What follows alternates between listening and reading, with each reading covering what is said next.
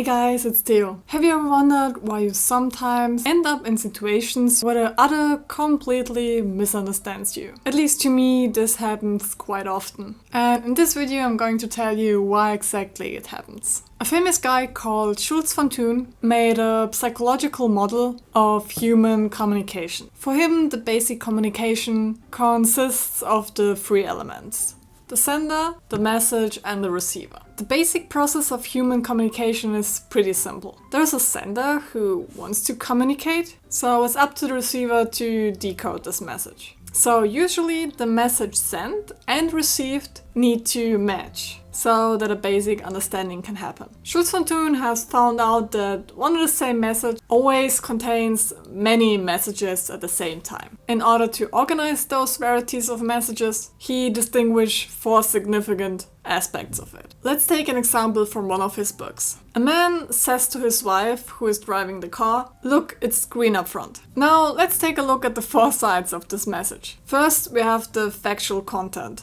or what I'm informing about. Each message contains informations. In our example, we learned something about the status of the traffic light. It's green. Whenever it comes to the matter, this side of the message should be in the foreground. Second, self-disclosure, or what I reveal about myself. In addition to the content, every message also contains information about the sender. This includes voluntary as well as involuntary self-disclosure. In our example, we learned that the sender is obviously English speaking and probably able to see colors. What we also learn is that he's awake and probably in a hurry. Number 3, relationships, or what I think of you and how we relate to each other. Each message also shows how the sender feels about the receiver and what he thinks of her. This is often reflected in the chosen wording, the tone of the voice, and other non-verbal signals. For this side of the message, she could feel treated as a person in a certain way. Sending a message, therefore, also means expressing a certain type of relationship with the addressee. In our example, the man indicates through his remark that he does not trust the wife to drive the car optimally without his help. The woman may be resisting this. Her refusal is then directed against the receiving relationship message, not against the factual content.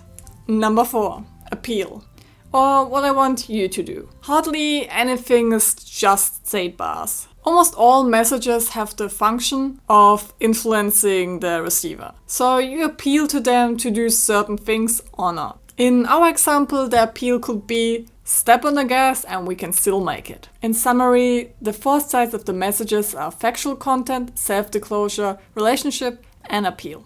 So one and the same sentence contains many messages. Whether we like it or not, the station always broadcasts simultaneously on all four sides. Now to some problems. First of all, it can happen that the sender broadcasts a message in which the individual aspects are not rectified. This puts the receiver in a dilemma. A message could be congruent if all signals point in the same direction. For example, if an angry look and a loud voice goes with the sentence, "Get out of my sight, I can't see you anymore." Not congruent are messages where the speech and the non-speech signals do not match. This is how someone answers the question, "Is something wrong with you?" with "Everything is fine." But through tone of voice and facial expressions, he clearly expresses that something is in fact wrong. Some people have a really difficult time understanding this. So the receiver can act as they please, they will always be in the wrong. A second point why the model isn't so clear is that the sender with his four sides of messages faces a four-eared receiver. Just as our ability to send all sides of message equally well isn't usually that great, humans also have a one-side receiving habit. Some people hear better on the content ear, some on the relationship ear, and so on.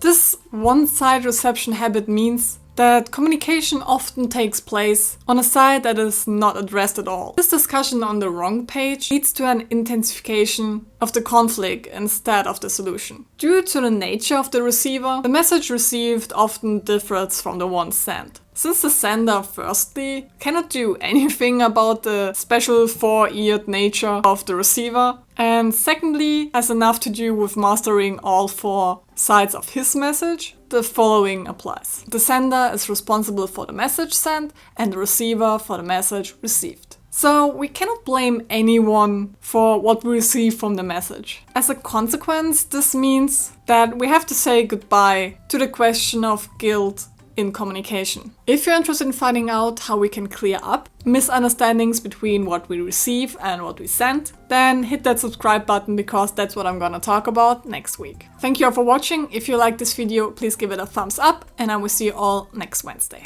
Ciao!